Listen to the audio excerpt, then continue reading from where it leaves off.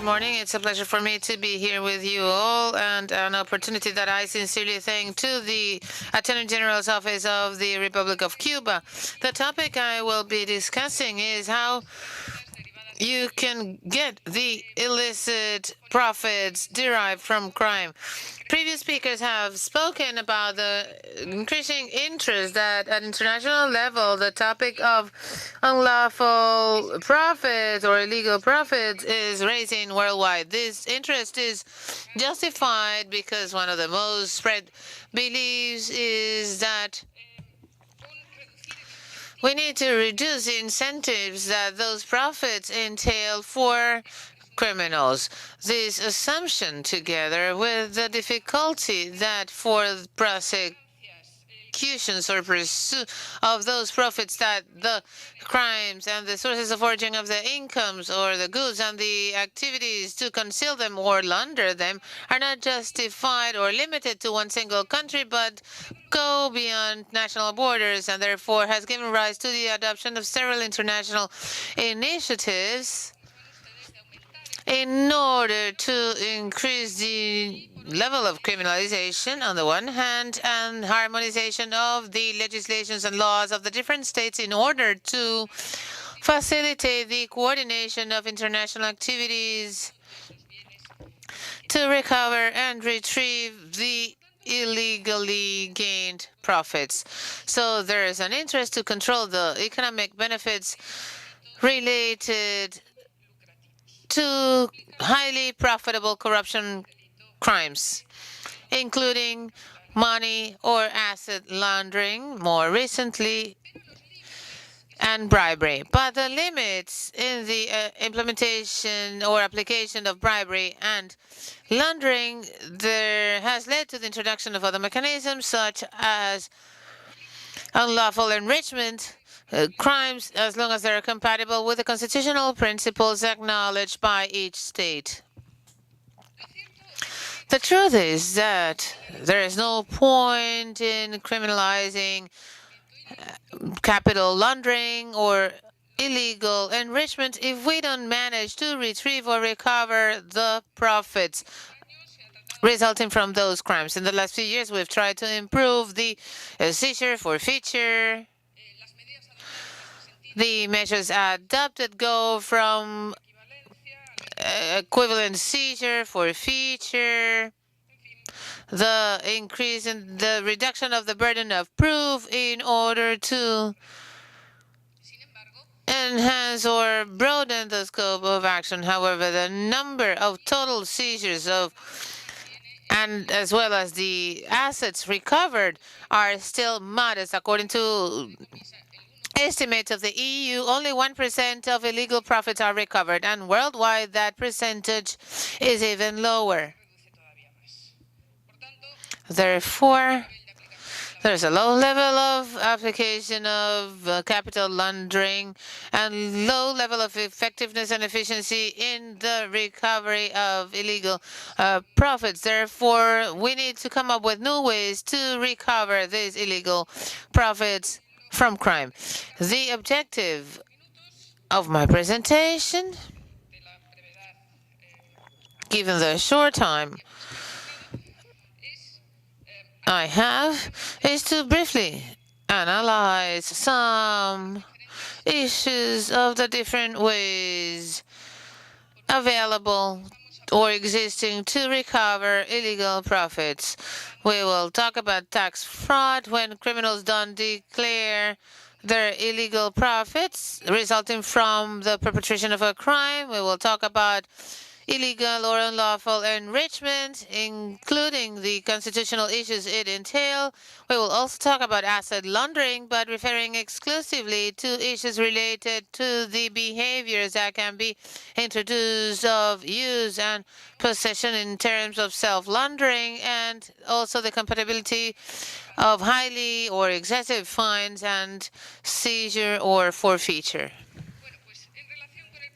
In terms of tax fraud, I would like to highlight that the tax fraud is one of the mechanisms to fight illegal profits. However, something that has laid a lot of controversy is whether there is an obligation to collect taxes on illegal profits, and if it's possible to commit tax fraud if you do not declare illegal profits. I'm not referring here to income coming from trade or of extra commercial things such as drug or illegal drugs, because in this case, the Court of Justice of the European Communities has already said no, that there shouldn't be a tax obligation in relation to products that are banned in intra-community trade. So the fact is whether there's an obligation to tax or to pay tax on profits received from drug trafficking or prostitution of others. Of course, the response will depend on each legal order. In the case of the Spanish tax law, there is an obligation to pay taxes for all unjustified income. On the basis of this justification, the Supreme Court does admit that you have to pay taxes for crime-related profits, stating that the principle of equality prevents giving tax benefits to those who violate the law than to those who respect the law or abide by the law.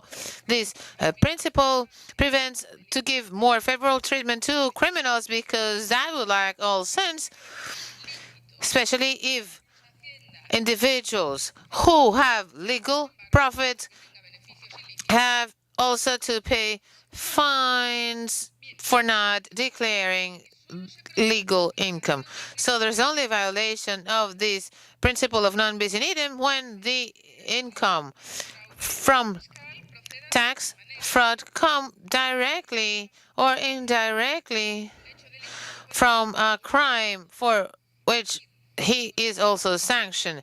It is considered that if you're sanctioned by the crime that gave origin to that income, and also for tax fraud, there will be double jeopardy, because he will be judged twice for two crimes. However, against the obligation of paying tax, the majority doctrine raises mainly ethical arguments, pointing out that the state cannot receive illegal profits resulting from crimes. So it's best to resort to the seizure or forfeiture of those illegal profits and then subject them to taxing. And others propose to establish a difference between income of unknown source and legal profits. In my view, the obligation to pay taxes cannot emerge from the commission of a crime.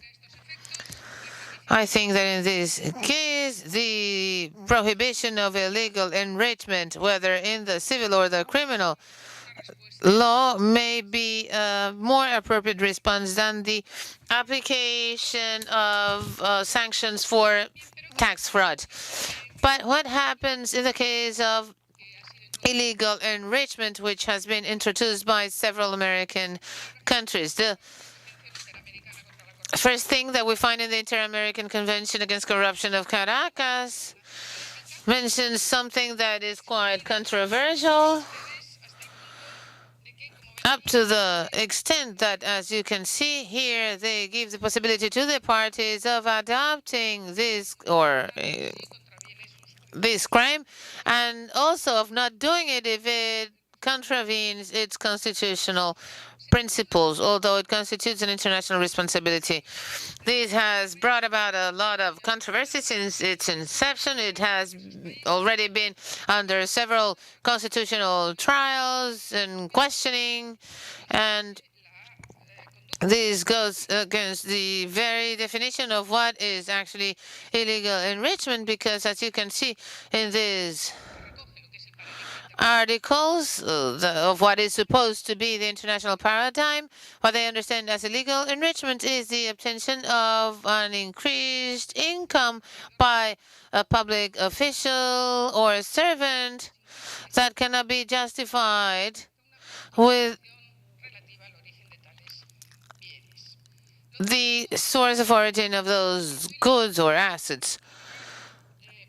Illegal enrichment is based on the usually grounded suspicion that there's an additional income that cannot be justified by the traditional activities of the individual, and therefore it must come from a criminal act.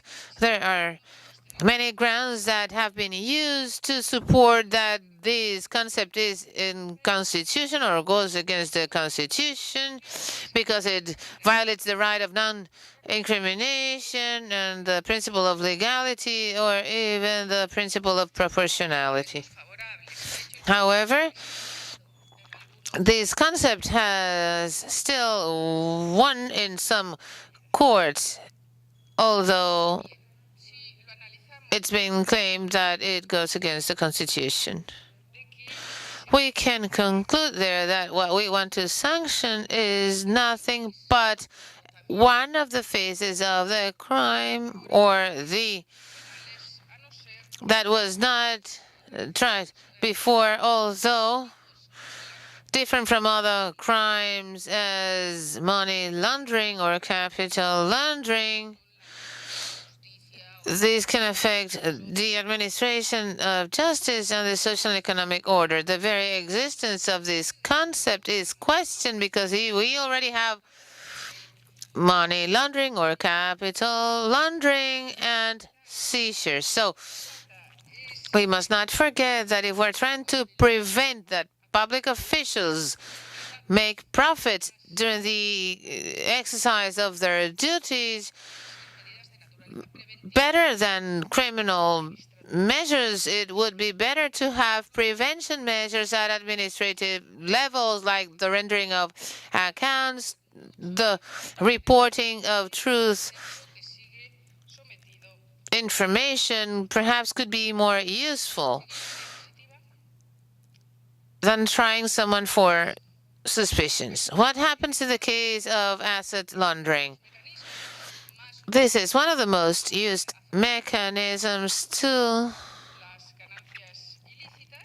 face the challenge that illegal profits entail. In this case, what we've seen in the last few years is that also this has expanded. As you can read in red from the slide, states can even criminalize the acquisition, use, or possession of property or goods or assets by the subject or individual who has committed the crime. Here we find a specific circumstance because we can punish the thief for stealing a TV, but also for money laundering because he's using that TV in his household. So we're here once more faced with another phase of the intercriminis, the exhaustion that was not relevant in previous cases. The truth is that in Spain, we've tried to limit the application of the modality of laundering as seen by the Spanish law in the line of reasoning of the Supreme Court, pointing out that you can only punish as money laundering the possession by the perpetrator in the previous crime when it is not possible to try them for that previous crime. However, others are not following these theses and do admit a real concourse, especially because this raises a lot of concerns with the in bis in idem. These behaviors of possession and use by the perpetrator of the previous crime, when they do not entail a change of ownership or concealment of the profits does not damage anybody. It's simply that the previous crime has prescribed and therefore shouldn't be relevant. Why is that? Because these are not actions to conceal the illegal origin of the goods. As you can see in the concept, this is what is required to punish for money laundering. The solution, again, to recover illegal profits resulting from crime is not to stretch the terms of asset laundering, but to try them for illegal enrichment.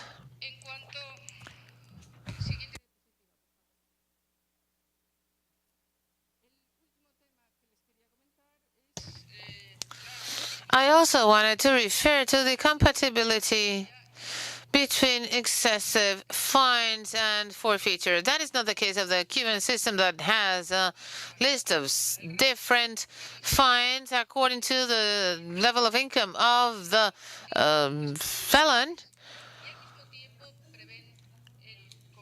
But in our case, there are gradual fines, but also the forfeiture of those assets is provided for. The result in these cases is the one, as we understood, also as total seizure of goods. Excessive fines, including the forfeiture of the entire state of the inmate, but we forget that fines should not include forfeiture or seizure of the goods, because for that you have specific punishments, like we've also reduced the burden of the proof with assumptions against the defendant in order to facilitate its application. Therefore, we must carefully analyze this combination of sanctions, of excessive fines with forfeiture, because they could be disproportionate. To conclude, we of course need to improve the asset recovery mechanisms, especially if assets involved in the commission of a crime, especially in the case of organized and transnational crime. We cannot tolerate that people who obtain illegal profits should go unpunished, but this struggle should not lead us to stretch the terms of tax fraud or of capital laundering, and especially not to adopt or to resort to trying crimes that are as questionable as illegal enrichment. Perhaps we should use other measures that could be more appropriate in the administrative plane. Also, with the civil principle of zero tolerance of illegal enrichment could also be very useful. In any case, I will just raise it here. Today, there is a lot of criticism on the seizure of assets of criminals, especially of the organized crimes. We must know how much or how many assets are seized. We don't know, and there are no empirical studies, but we don't know up to what extent the seizure of assets deters criminals from committing other crimes in the future. Therefore, we should tend to doubt or question statements that claim that seizure and forfeiture of assets is the best deterrent for corruption-related crimes. We don't know anything about something that is crucial for determining the effectiveness of the seizure of assets. Therefore, we're faced with one of the most relevant issues of the criminal policies of our time that requires close attention by our states. Thank you very much.